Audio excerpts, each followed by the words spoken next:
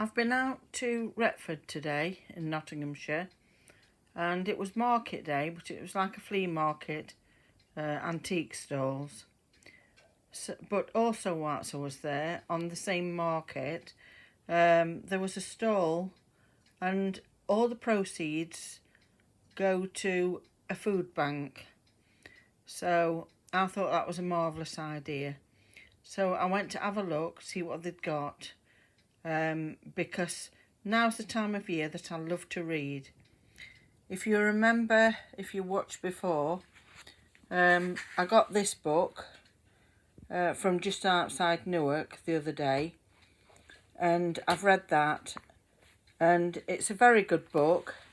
It talks about a lady, Meg from Newark, and the start really gripped me. Very good story. So I say story, it is a life story. But I'll just read this. My mother was 18 when she married my father, who was 7 years older. Her name was Ruth. She was the only child who was fatherless. In later years, she told me that her mother, when working in the fields at North Muscombe, was raped, but never said if she was the result. Now, that got me gripped, and it tells you her story, Meg's story, right the way through her life, and the pitfalls that she came to, and how she overcame them.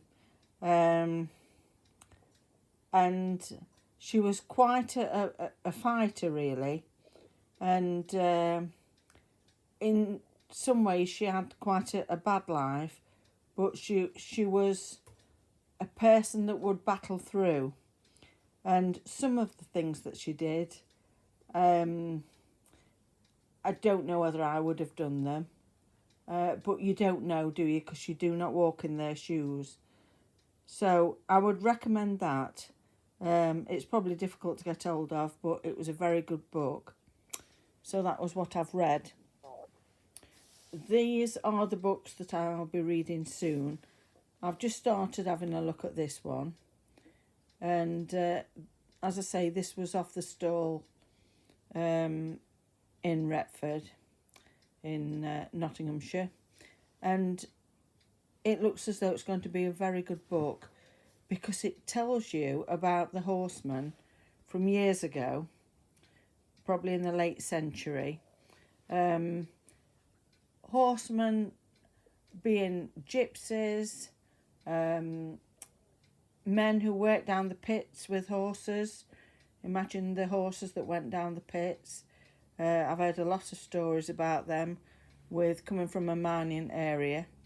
I know that they used to let the horses out in the summer when the men had a break, and they'd bring the ponies up from the pits, take them in the fields, and you imagine that they've been down the pit, the horses have, all that time, and they let them out, and apparently they used to go mad, running up and kicking their legs up in the air, you know.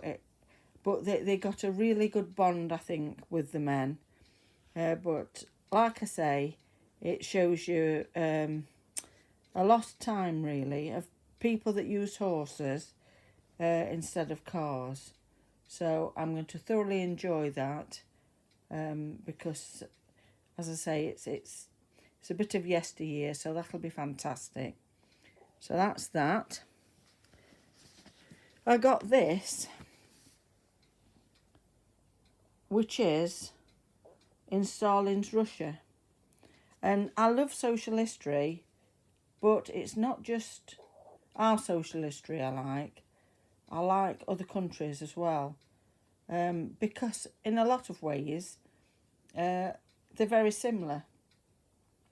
So I'm going to look forward to reading that one. It looks really good. So that's one for another time. It's quite a heavy book, so we'll see how we go on.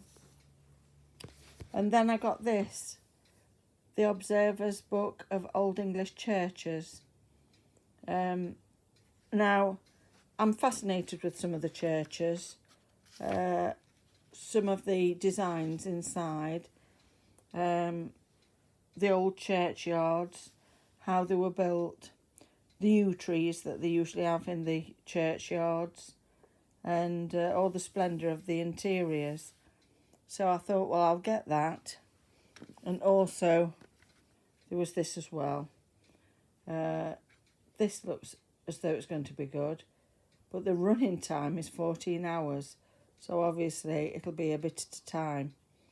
I'll probably listen to that when I've gone on holiday or something like that. If we're travelling, I might be able to listen to it. But I just thought I'd let you know of the books that I've just had, and also of the one that I've read. I think the books, all media, meaning CDs, books, records, anything off the stall, it was £4 for £1.